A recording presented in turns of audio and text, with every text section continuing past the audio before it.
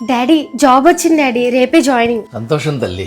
అన్ని జాగ్రత్తలు నువ్వు ఉండు, బయట పరిస్థితులు అస్సలు బాగాలేవు. నా గురించి మీకు తెలుసు కదా డాడీ, నా జాగ్రత్తలో నేను ఉంటాను, మీరేం టెన్షన్ పడకండి.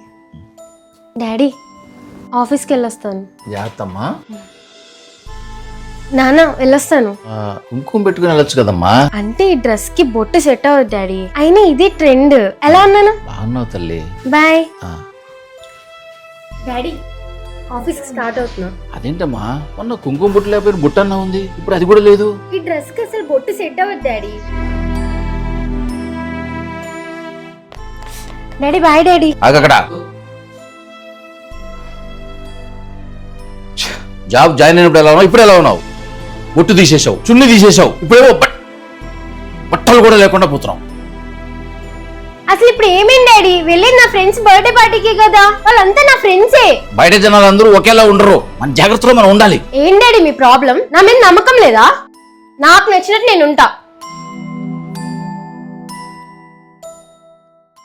So done with party. Next ఏం చేద్దాం? నన్ను ఇంటి దగ్గర డ్రాప్ చేసి నువ్వు వెళ్ళు. ఓకే, వెళ్ళే దారిలో మా ఫ్లాట్ ఉంది, వెళ్దామా?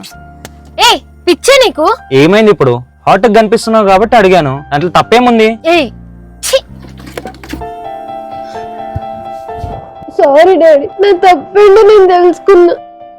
జీవితం అనే పాఠంలో ఎన్నో తప్పొప్పులు చూసిన తర్వాతే తల్లిదండ్రులుగా ఏది రైటో ఏది రాంగో పిల్లలకు చెప్తారు. కాస్త వాటిని పట్టించుకోవడం నేర్చుకోండి.